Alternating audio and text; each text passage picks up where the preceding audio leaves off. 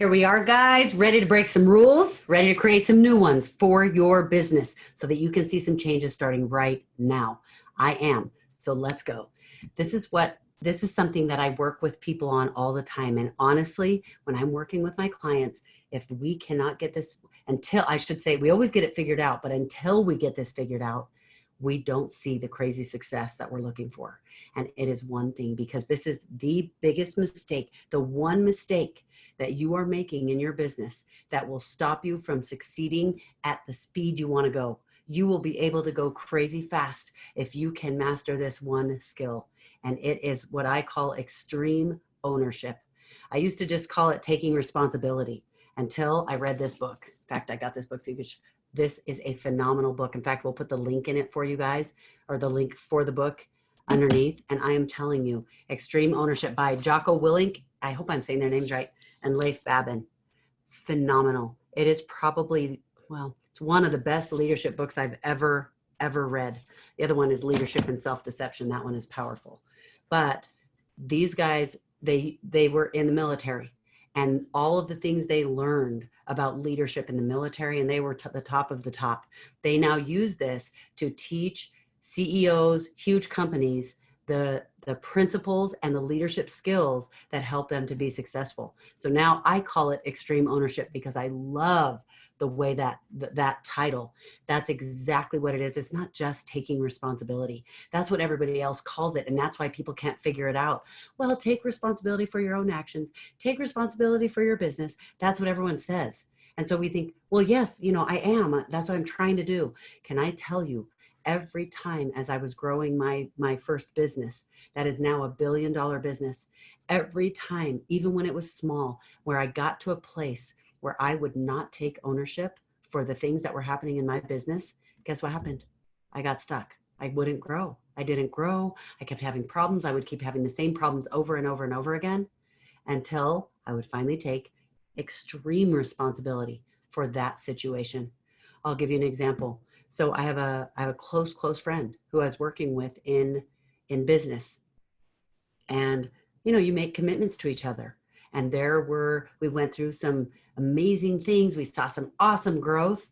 And then some things started happening where I felt like, dude, I'm keeping my end of the commitment and you're not keeping your end of the bargain.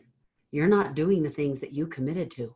And I'll tell you what, it went on for months where I wanted to handle it right. I wanted to, be a good partner. I wanted to make sure that I was, contributing what I had committed to contribute. And I tend to err on the side of, I must need to do something differently. I must need to figure this out better. But the problem is I would do that without talking to the other person, without having the kind of communication that I needed to have. Because I'm pretty independent. I figured it out on my own. They're doing their thing. I'm doing mine. It kind of ended up becoming a real problem. And it got to the point where I dreaded talking to this person.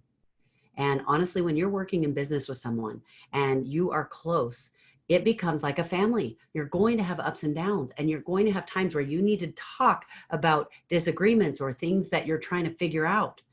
And I totally thought it was mostly their fault. I really absolutely believe that. I knew that I needed to change. I knew there were things I was learning and growing, but there were things they committed to that they were not doing. They were complaining that I wasn't contributing enough. And I kept asking, okay, so what is it that you're needing? What is it that you're wanting? And then I would try to do that thing, and I would try to do it more. And I was giving and doing so much. Like I literally was doing so much and contributing financially so much. And I finally was like, oh my goodness, they are so ungrateful. They are so I really got to a point where I did not enjoy talking to this person. I just thought, wow, this really has hurt our relationship, but I don't want to say anything. And we would try to talk it out, and it never seemed to get resolved.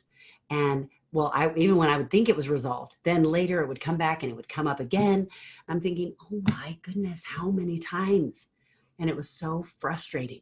And I know in our businesses, we are always going to have times like that, until finally, guess what? This went on for a long time, until I finally, with my personal development and the things I was learning, I finally learned something that made me stop and go, oh my goodness, I need to take extreme ownership. It was long before I read this book. I read this book in the last, I don't know, year or two.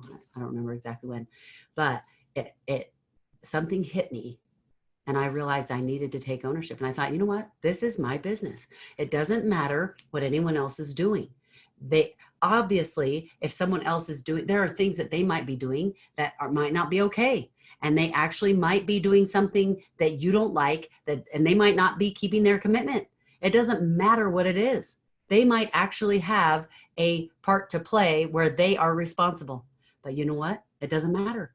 This is my business, and I'm not going to let anyone else determine the outcome and the results and the success of my business. And I realized that I was totally blaming, which meant that as soon as you blame, you know what happens. As soon as you blame, you are not taking responsibility on yourself. And the worst tragedy of blame is that when you blame someone, you're giving them all your control.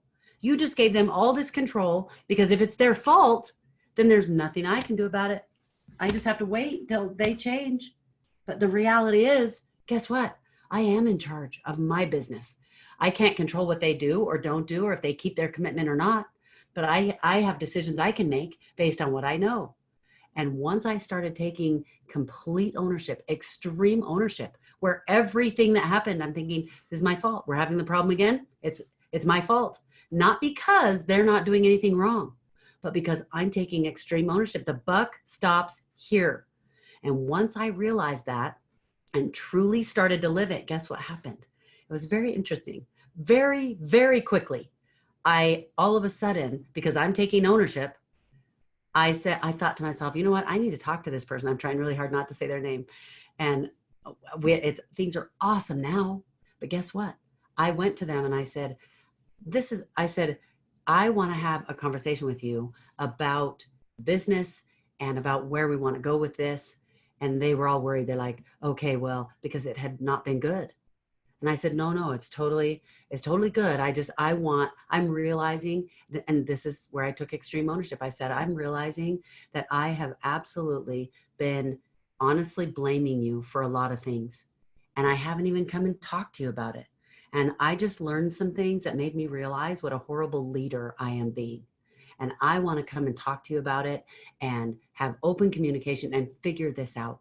So I left, and I didn't want to just blindside them. So I told them this, we scheduled a time, and now they're not looking forward to it with dread. They're going, okay, this is hopeful. It sounds like maybe it's good. And you want to know what the first thing I said to them when we were talking in our meeting is I took responsibility again. I said, I have not been clear at communicating. And one of the things I've never asked you is you have this idea of what you would like it to be like. What would you need from me? What is the list of things that you would need from me? Because I wasn't going to say she or him or whatever, but she would talk about the things that I wasn't doing or that she wasn't getting from me. And she wasn't getting support, and she wasn't different things in the business and things that I wasn't doing, but they weren't specific. So I came to her now taking extreme ownership. Help me understand, what does that look like for you? What does support look like? What does me doing these, for these needs to be met in the business, what does that look like from me? Like, what are you thinking that I would contribute? And I literally wanted to know. And so we talked, and she gave me this whole list. And the list was pretty long, and it was pretty invasive of my time. It was so invasive, in fact, that as I'm listening, I'm thinking, there's no way that I will give that much time, and that is unrealistic. And so, but I heard her out, and I listened, and I asked questions. I was trying to find out, okay, what,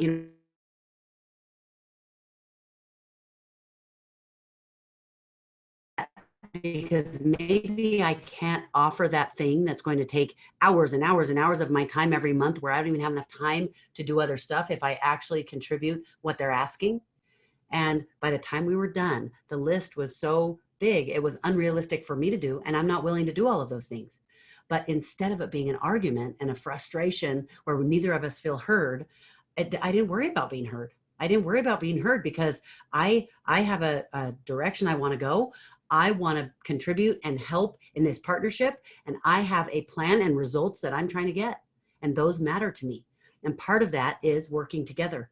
So as we came to a conclusion of those things, I said, okay, so I would love to do all of those things, but there's no way I can do all of those. So let's look at what would work. Let's figure out some dates. Let's figure out some meetings we can have that will allow us to accomplish these things together. And what we ended up deciding on together that they were very excited about were very minimal things. Ended up taking very little of my time. That day on, everything has been completely wonderful. Truly. It's not like, oh, it took a while to recover. Because guess what? I had to take, number one, the humble side. Number two, take extreme ownership. Because if in that conversation, anything I had said had been about, well, yeah, I do need to do that, but if that had happened, guess what? We would still be trying to resolve it now. And as soon as I resolved that, what's interesting is a cap that I had hit in my business outside of what I was doing with this person, with this partner, the things that I had hit, the caps I'd hit in my business where I'd kind of been stuck or had plateaued a little bit, all of a sudden I hit through that and we just started exploding again. I am telling you, if you are stuck in your business somewhere, there is a place where you are not taking extreme ownership or you have a limiting belief. And I will tell you right now, a limiting belief almost always has a place where you are not taking extreme ownership.